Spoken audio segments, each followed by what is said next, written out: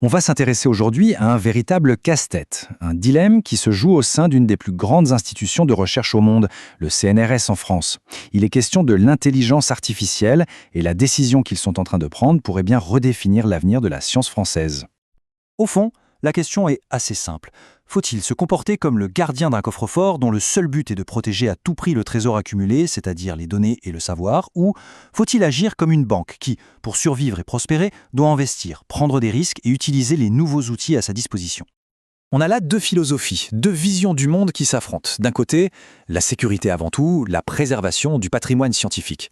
Et de l'autre, l'innovation, l'audace, cette nécessité de se jeter à l'eau pour découvrir ce sera le savoir de demain. C'est cette tension qui est vraiment au cœur de la nouvelle politique du CNRS. Alors voyons voir ce que ce choix signifie très concrètement pour les milliers de chercheurs qui œuvrent chaque jour au sein de cette grande institution. Eh bien, le CNRS, lui, a fait son choix. Il a choisi le camp du coffre-fort. Et pour défendre ce choix, il a construit ce qu'on peut appeler une véritable forteresse numérique. Et au centre de cette forteresse, la pierre angulaire, c'est EMI. C'est le nom de leur propre intelligence artificielle développée en interne. Et EMI est devenu l'outil unique, le seul et unique outil autorisé pour tous les chercheurs.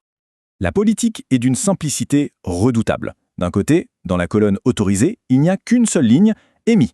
Et de l'autre, dans la colonne interdit, eh bien, il y a tout le reste. ChatGPT, Claude, Gemini et tous les autres. La porte est fermée à double tour. Mais voilà, cette stratégie de la forteresse, aussi sécurisante qu'elle puisse paraître, est loin de faire l'unanimité. En fait, elle suscite de très vives critiques qui soulignent plusieurs failles, plusieurs fissures dans le mur.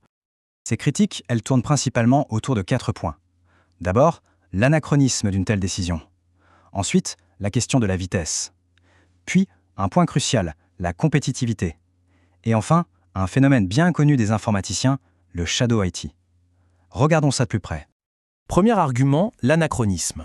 À une époque où l'écosystème de l'IA explose de diversité avec des outils ultra spécialisés pour chaque besoin, penser qu'un seul outil maison peut suffire à tout le monde, c'est un peu une illusion. C'est comme vouloir explorer un continent entier avec un seul couteau suisse. Le deuxième problème, c'est la vitesse, ou plutôt le décalage des vitesses.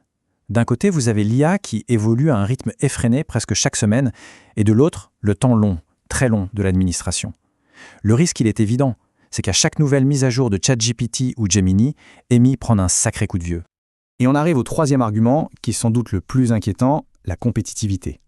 Pendant que les chercheurs du CNRS doivent se contenter d'EMI, leurs collègues et concurrents du MIT, d'Oxford, partout dans le monde, eux, piochent librement dans toute la boîte à outils mondiale. Ça crée forcément un déséquilibre, un handicap. Et ce graphique, il est sans appel. Le contraste est saisissant. D'un côté, les concurrents internationaux avec un accès à quasiment 100% des outils. De l'autre, le CNRS avec un accès proche de zéro. C'est une forme d'auto-sabotage, une mise à l'écart volontaire sur la scène scientifique mondiale. Enfin, quatrième point, le shadow IT. C'est un principe simple. Ce n'est pas parce qu'on interdit un outil que le besoin disparaît. Les chercheurs, pour rester dans la course, vont continuer d'utiliser les meilleurs outils, sauf qu'ils le feront en cachette sur leurs ordinateurs personnels, sans aucun contrôle. Et là, ironiquement, la recherche de sécurité absolue pourrait mener à une insécurité totale. Alors, avec toutes ces critiques, quel est l'enjeu final? Où est-ce que cette politique de la forteresse nous mène? La crainte principale des détracteurs, elle est parfaitement résumée dans cette phrase.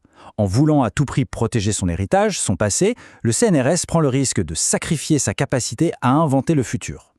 Et on en revient toujours à cette question centrale. Cette forteresse numérique, est-ce que c'est un bouclier qui protège ou une cage qui isole? Est-ce que la sécurité, quand elle est poussée à ce point, ne finit pas par devenir un obstacle à la recherche et à l'excellence? Alors au final, le CNRS a-t-il pris la bonne décision? La question reste ouverte. Est-ce qu'on assiste à une mesure de protection visionnaire, indispensable, ou au contraire, à une erreur stratégique majeure pour la science française?